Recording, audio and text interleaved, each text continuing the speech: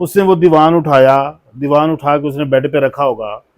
Bed की चादर लाजमी खराब होती है। तस्वीर को आप देखें, वो दीवान गिर नहीं सकता था, बिल्कुल नहीं कर सकता। और ना ही गिरा हुआ था। जब मुलजमान पकड़े गए, वो विदाउट जुडिशियल आर्डर नहीं छूट सकते। इन्होंने मुल्तान के लोगों का मैंडेट चोरी किया, पूरे मुल्तान को इन्होंने गिलानी हाउस में इकट्ठा कर दिया। तो बट्टे के साथ इतना आसान नहीं है कि आपको विद इन सेकेंड्स आपका गला बंद। इसमें दूध का दूध और पानी का पानी हो जाना था अगर गिलानी साहब इसमें ना कूदते और गिलानी साहब पुलिस को इन्फ्लुएंस करके उन मुल्जमान को ना छुड़वाते। अस्सलाम वालेकुम नाज़रीन, मैं हूं एडी मलिक और आज एक बार फिर उसी होलनाक वाकया मुल्तान की 20 साला सानिया ज़हरा को किस तरह बेदर्दी के साथ कत्ल किया। और यकीनन आपने फिल्मों में, ड्रामों में इस तरह के सीन्स को देखा होगा कि किस तरह से एक प्लानिंग के तहत किसी शख्स को कत्ल किया जाता है, फिर उस कत्ल को ड्रामाई अंदाज में खुदकशी का रंग दिया जाता है। इसी तरह इस वाकये में भी सानिया ज़हरा की मौत को एक खुदकशी का रंग दिया जा रहा है, लेकिन कोई भी शख्स इस बात को तस्लीम करने पर आमादा नहीं हो रहा। जिसने भी सानिया ज़हरा की तस्वीर देखी है, वो शख्स सर पकड़ कर बैठ गया जब उससे सवाल किया जाए कि क्या इस तस्वीर में जो फंदा लगी जो लाश है, क्या इस मरने वाली लड़की ने खुदकशी की है। लेकिन जैसे ही खुदकशी का नाम आता है तो बहुत सारे देखने वालों का एक ही सवाल आता है कि इस तरह की खुदकशी तारीख में कभी हमने नहीं देखी। लेकिन ये खुदकशी का ड्रामा क्यों रचाया जा रहा है, इसके पीछे क्या मुहरकात है। आपने सानिया ज़हरा के वालिद का भी इंटरव्यू सुना और आपने उसकी वालिदा का भी इंटरव्यू सुना।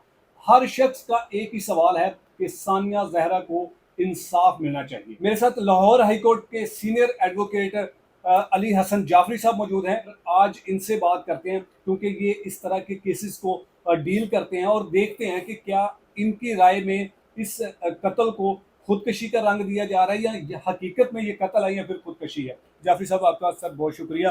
सर बताइएगा, ये तस्वीर आपने भी देखी, सोशल मीडिया पर मकतूल के फैमिली के लवाहिकीन के आपने मौक़िफ़ भी सुने, आपको क्या लगता है कि सानिया ज़हरा ने खुदकशी की है? देखें, जब पहली दफ़ा मैंने ये तस्वीर देखी थी सोशल मीडिया पे, जब वायरल हुई, जब मैंने आपको कहा था कि आप भी जाएं और इस केस को देखें, उस तस्वीर को देख के ये लग नहीं रहा था कि ये खुदकुशी है। अच्छा। उसकी 2-3 रीजंस हैं। नंबर 1, आपने देखा होगा कि बेड के ऊपर दीवान रखा गया, बिल्कुल। फिर वो जो डेड बॉडी है वो भी घुटनों के बल दीवान के ऊपर रखी गई। जब हैंग थी या शायद उतार के उसको रखा गया। अब अगर आप देखें, लड़की ने जब खुदकुशी की तो बादियोल नज़र में वो अकेली है। बिल्कुल। उसने वो दीवान उठा के उसने बेड पे रखा होगा। बेड की चादर लाजमी खराब होती, क्योंकि इतनी तो कोई भी बहादुर लड़की नहीं होती कि इतना बड़ा दीवान उठा के तो वो उसको ऐसे स्मूथली बेड के ऊपर रख ले। वो तो वाज़े लग रहा है कि कोई किसी ने बड़े एहतियात से उठा के तो उसको रखा हुआ है, कोई चादर में सलवट नहीं है। अच्छा, दूसरी चीज एडी मलिक साहब, अगर आप वो तस्वीर देखें तो वो जो फांसी ली गई है, जो वो कहते हैं कि जिन्होंने खुदकुशी की है, वो दुपट्टे के साथ है। बिल्कुल। अच्छा, अब होता क्या है, ह्यूमन नेचर है, अगर कोई इंसान जज्बातियों के फैसला कर भी ले, लाइक एक बंदा दरिया में छलांग लगा रहा है डूबने के लिए, लेकिन जब वो उसको गोता आएगा तो ये इंसानी फितरत है, वो अपने आप को बचाने की कोशिश करेगा। ये 1 सेकंड होता है, दूसरे सेकंड में जब इंसान को मौत नजर आती है तो इंसान वहां से निकलने की कोशिश करता है। अब यहाँ पे इस तस्वीर को आप देखें, वो दीवान गिर नहीं सकता था, बिल्कुल नहीं गिर सकता, और ना ही गिरा हुआ था। अगर दीवान गिरा भी होता, उसको आके PFS वालों ने उठाया होता, तो फिर भी वो चादर के ऊपर उसकी सलवट लाजमी होती कि वो गिरा या कुछ ऐसा। अब फर्ज करें अगर लड़की अकेली भी थी, उसने अपने आप को हैंग किया, जब उसकी गर्दन पे उसका सांस बंद हुआ होगा, पेन हुई होगी, एक इंसानी नेचर है कि वो फौरी दीवान के ऊपर पैर रख देती। ये बड़ा रेयर होता है कि जब वो कोई स्टूल वगैरह हो उसको ठोकर मार दे, फिर उसके अख्तियार में नहीं है। लेकिन यहाँ पे एडी मलिक साहब चीजें उसके अख्तियार में थी। सेकंड, थर्ड जो है वो ये कि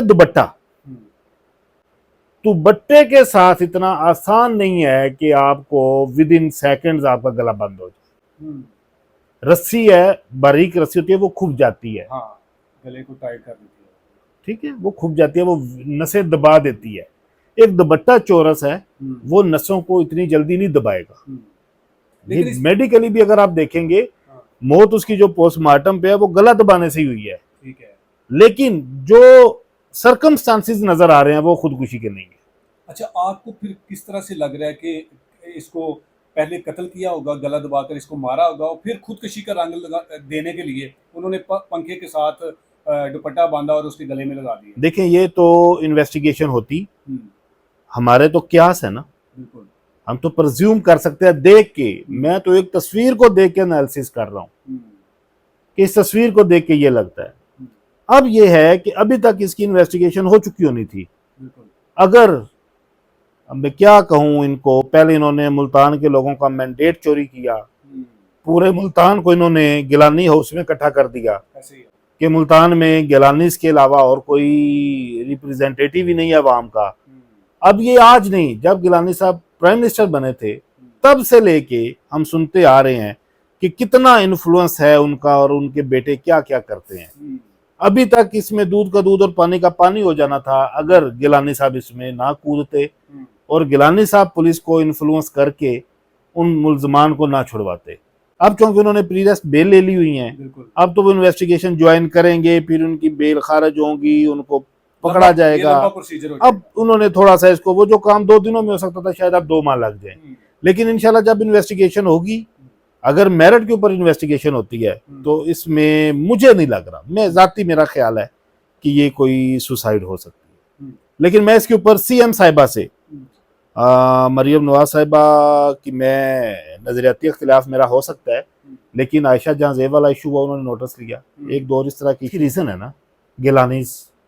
अच्छा, इन्फ्लुएंस है ना यार, आपकी हुकूमत टिकी हुई है उनके ऊपर, और आपको पता है कि पीपल्स पार्टी की मोस्ट सीनियर जो क्यादत है उनमें से गिलानी साहब अच्छा जाफरी टॉप 2 पे हैं। सुन लेना जी, अब यहाँ पे ये सीएम साहिबा का भी इम्तिहान है कि सबसे पहले तो इस चीज की इंक्वायरी करें। सुसाइड है, मान लिया सुसाइड है, जब मुल्जमान पकड़े गए वो विदाउट जुडिशियल ऑर्डर नहीं छूट सकते, तो वो तो क्यों छोड़ा गया उनको?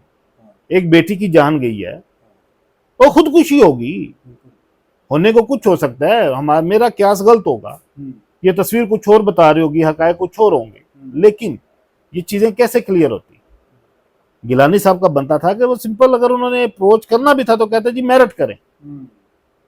तो ये हम बनाना रिपब्लिक तो अच्छा, चलो मान लिया हम हैं, लेकिन खुदा के लिए आपने कहा कि मुल्ज़म पुलिस ने पकड़े और फिर जो है ना वो छोड़ दिया किसी की भी कहने पर।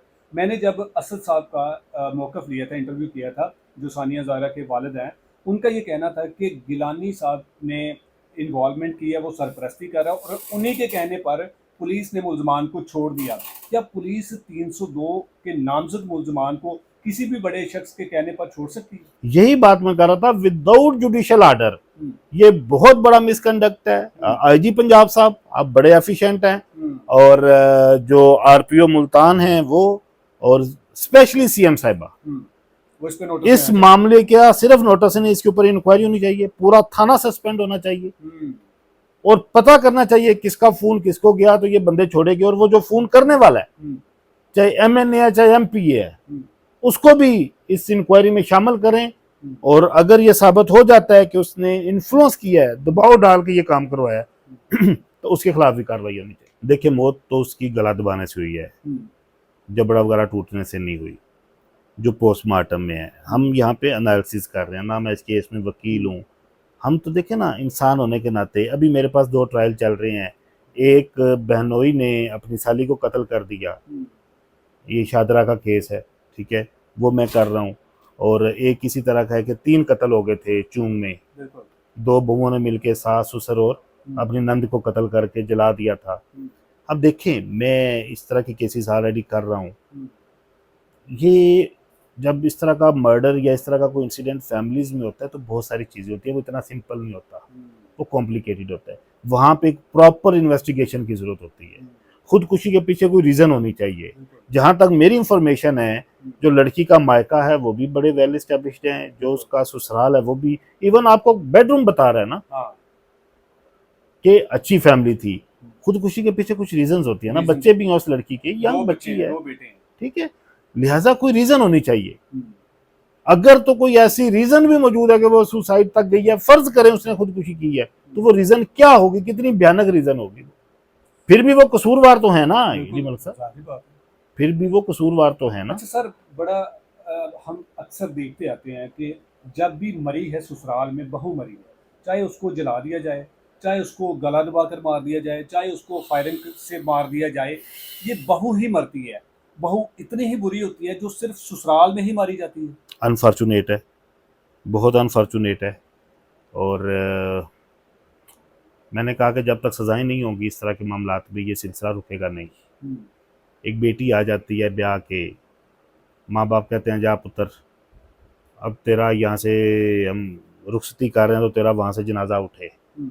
ठीक है, हम मशरकी लोग, ये हमारी आखिरी वसीयत होती है, नसीहत होती है। तो ये वैसे गलत नसीहत नहीं है। अब गलत है ना यार। देखें, मैं तो इस हक में हूँ, एडी मलिक साहब मेरे बड़े दोस्त हैं जिनकी फैमिलीज में उनकी बहनों के साथ, उनकी और रिश्तेदारी में कुछ इस तरह के प्रॉब्लम होते हैं। मैं फौरी तौर पे कहता हूँ कि वो बेगैरत आदमी है जो कि जी बच्चा हो गया जी, इसके लिए अपनी ज़िंदगी को कंप्रोमाइज़ कर दो, इसके लिए तशद्दुद सो, या जी इज्जत के लिए तशद्दुद सो। ओ भाई, वो जान ही नहीं रहेगी बेचारी, तो इज्जत कहाँ गई, बच्चे कहाँ गए। मैं तो इमीडिएटली कहता हूँ कि यार फौरी तौर के ऊपर देखिए, सबसे बेहतरीन तरीकाकार मर्द के पास है, अगर औरत से तंग है तलाक दे, औरत के पास है अगर मर्द से तंग है तो खुला ले। सिंपल। क्यों वायलेंस के ऊपर जाते हो, क्यों मारते हो, क्या क्या क्यों क्यों ये हैवान बने हुए हो। जब तक एडी मलिक साहब इसके ऊपर सजाएं नहीं होगी, इस तरह के कल्प्रेट्स को जब तक सख्त सजा नहीं दी जाएगी, जब तक कोई मिसाल सेट नहीं की जाएगी, इस तरह के हादसा खत्म नहीं हो। और हमारी बेटियां जो इसी तरह बेमौत मारी जाएंगी। और क्या समझते हैं कि आप इस केस को फ्यूचर में क्या देख रहे हैं कि ये वाकया में ये कत्ल होगा, या फिर ये खुदकशी थी, मुलजमान बच जाएंगे, या फिर एडी मुलजमान को मलिक बचा साहब, दिया जाएगा। एडी मलिक साहब, मेरा इसके ऊपर सबसे पहला ऑब्जेक्शन ये है, जो इसके ऊपर सियासी मुदाखलत करके इन्वेस्टिगेशन को सबोताज किया गया। सबसे पहले इसकी इन्वेस्टिगेशन प्रॉपर होनी चाहिए, बिल्कुल। पब्लिकली होनी चाहिए, लोगों को फैक्ट्स बताए जाएं, मीडिया के ऊपर फैक्ट्स बताए जाएं, और जो भी इसका रिजल्ट निकले, देखे ना, बादी और नजर में हमने देखना है जो लग रहा है, इन्वेस्टिगेशन में जो भी आए, लेकिन मेरिट होना चाहिए। और मैं सीएम साहबा से एंड पे फिर रिक्वेस्ट करूंगा कि खुदा के लिए, आप खुद एक खातून है, आप एक बेटी हैं, और आप ज़ाहिरी तौर के ऊपर शो भी करते हैं कि आपको बेटियों का बड़ा दर्द है, तो खुदा रहा इस तरह की जो बेटियां दुनिया से जा रही हैं उनको इंसाफ लेके दे। जी बिल्कुल नाज़रीन, आपने सारी गुफ्तगू सुनी कि उस मासूम लड़की को किस तरह से कत्ल किया, या फिर उसको कत्ल करने के बाद उसको गला दबाकर मारा गया।